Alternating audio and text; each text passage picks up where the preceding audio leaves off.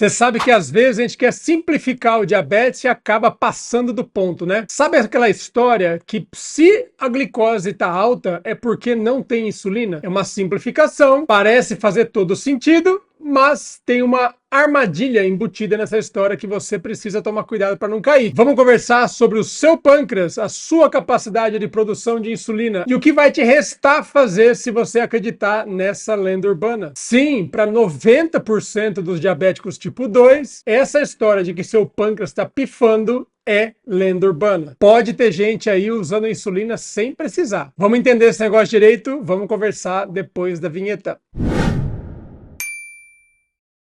Muito bem, pessoal, saudações metabólicas. Você está assistindo a mais um vídeo do canal sobre a reversão do diabetes tipo 2. Aqui a gente acredita que é sim possível colocar o diabetes tipo 2 em remissão, o que significa que o paciente se controla tão bem que não resta glicose para os remédios ter que baixar. A gente tenta ensinar como fazer para alcançar resultados muito melhores com menos medicamentos. Quer entender melhor sobre o diabetes? Quer enxergar qual é o seu caminho até a reversão? Já estamos aí virando a última curva para entrar no ano que vem. Que tal se a gente colocasse como meta novos resultados com o seu diabetes? Se isso te parece interessante, já deixa aquela curtida aqui e encaminhe esse vídeo para quem precisa. Todos aqueles pacientes que você certamente conhece, diabéticos ou pré-diabéticos, que não estão tendo bons resultados, tanto em termos de exames, ou com listas enormes que parecem que não vão resolver o problema, devem passar por esse canal para se orientarem. Quero falar com você, diabético tipo 2. Muito importante frisar esse detalhe, nós estamos falando de diabetes tipo 2. Você que é diabético tipo 2 e está para começar a usar insulina, muitas vezes até já começou a usar insulina, você precisa entender certas coisas. Existe uma forma de você entender que a glicose alta é resultado da falta de um hormônio, no caso da insulina. Na tentativa de simplificar um assunto ao máximo, a gente acaba resumindo a história dizendo que se a glicose estiver alta é por falta da insulina. A maneira certa de falar isso é que se a glicose estiver alta é por falta de um dos efeitos da insulina. O que não quer dizer a insulina pode não estar agindo, o que não quer dizer que ela não esteja presente.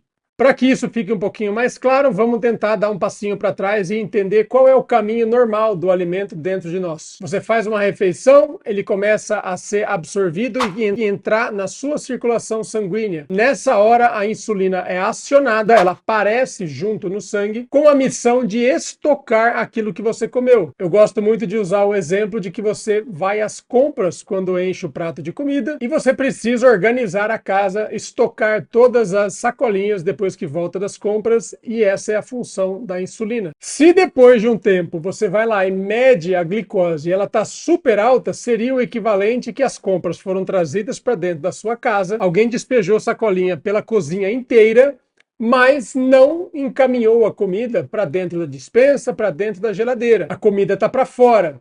E é fácil interpretar que a insulina não fez o trabalho dela, que era simplesmente abrir a porta desses estoques. O que acontece geralmente no diabetes tipo 2 é que a insulina está sim lá presente, abrindo a porta para o estoque, abrindo a porta para a comida entrar. Imagina que a insulina abra a porta do fígado e do músculo, que são os nossos principais estoques de açúcar. Imagina a sua geladeira, você abrindo a porta dela para guardar 20 sacolinhas que trouxeram nas compras, e não cabe mais nada, não cabe uma fruta lá dentro. Certamente aquelas 20 sacolinhas vão ficar para fora.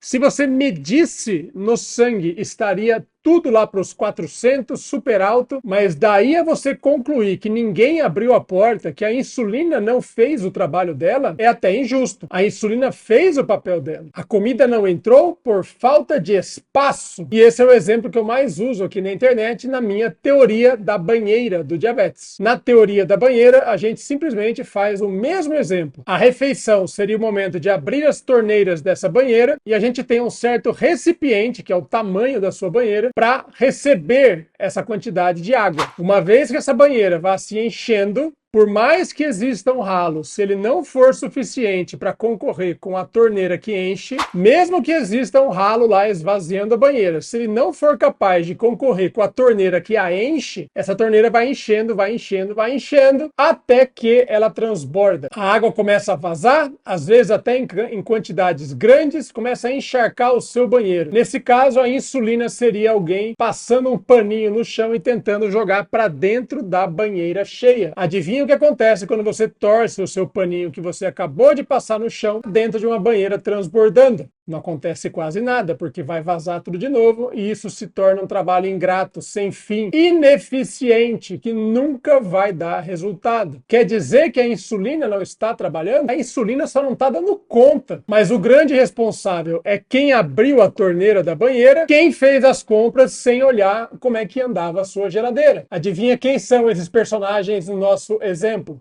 É quem controla esse garfo, pessoal. Quem é que comanda esse garfo nessa vida? Aí você vai me falar, ah, mas não é o meu caso, porque eu como super pouquinho, eu como super correto, o meu pãozinho é integral, o meu prato é igual de um passarinho. Mas aí que tá, gente. Primeiro que vocês não têm ideia do tamanho do estrago que uma única garfada de amido é capaz de fazer no seu sangue. Isso pode ser assunto para outro vídeo se você quiser. Mas eu já vou te adiantar aqui, você faz estragos enormes com poucas garfadas da comida errada. Mas principalmente, a maior causa das glicoses mais altas não é falta de insulina. Isso é que você precisa perceber. Então, de certa forma, nós médicos também somos ensinados, geralmente, que glicoses cada vez mais altas sempre são sinal de falta de insulina. E isso não é verdade. Isso, geralmente, na minha experiência, é muito mais frequente que seja sinal, sabe do quê? De uma alimentação completamente desregrada. E não importa muito se ela foi orientada por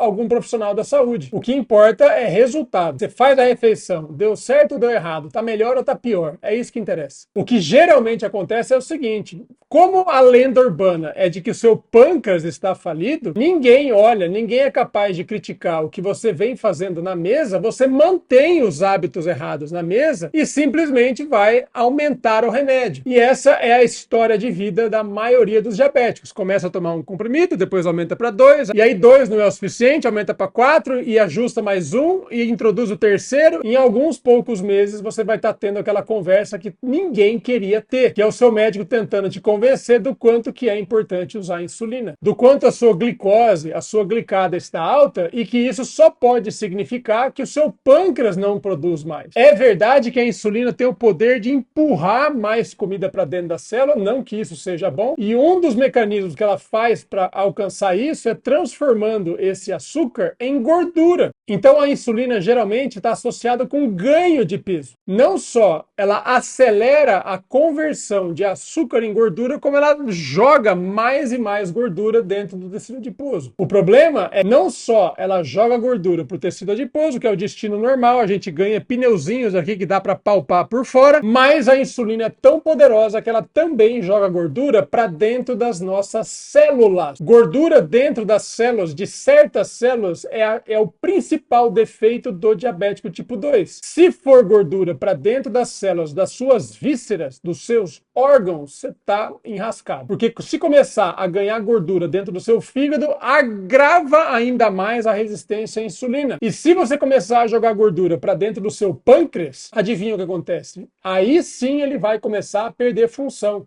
Aí sim ele começa a ter dificuldade de fazer o trabalho dele, e um dos trabalhos dele é justamente produzir insulina. A presença de gordura nas células pancreáticas, nas ilhotas do pâncreas, está associado com perda da função de secreção de insulina. A gente tem isso muito bem definido, primeira coisa, e melhor ainda, olha a boa notícia. A gente tem documentado que isso é possível de ser revertido. Você queima essa gordura dentro do pâncreas e as células recuperam essa função. É possível sim melhorar a capacidade de secreção de insulina de um pâncreas gordinho, de um pâncreas esteatótico. Isso já está documentado na saúde, só não sei se já foi falado para você. Mas isso é o objetivo da maioria dos pacientes diabéticos tipo 2. Qual é a boa notícia? Se você tiver um bom plano, é possível você não só parar de piorar a situação, como inclusive você pode ser capaz de colocar ele de novo nos trilhos, finalmente começar a andar em direção à sua reversão do diabetes. Não passa uma sem eu ver alguém fazendo isso, seja na internet, seja nas consultas online, seja nas consultas presenciais no meu consultório. Aprenda a controlar a sua banheira que o seu ano novo promete. E a grande armadilha é que se a única arma que você acha que tem é aumentar cada vez mais a sua insulina, o que costuma acontecer é a pessoa acabar agravando a situação dela, engordando coisa que não deve. Deu para entender essa história? Comenta aqui embaixo se ficou claro. Comenta aqui embaixo que insulina é para pacientes que estão em falência na produção de insulina, mas isso aí é menos de 10% do total. Você precisa começar pelo seu garfo. A reversão está aí, ó, ao seu alcance. E eu tento aqui todos os vídeos te convencer de que é possível. Não deixe de se inscrever no canal, não deixe de compartilhar com quem precisa. Toda semana de 2 a 3 vídeos novos. Espero você no próximo. Um abraço.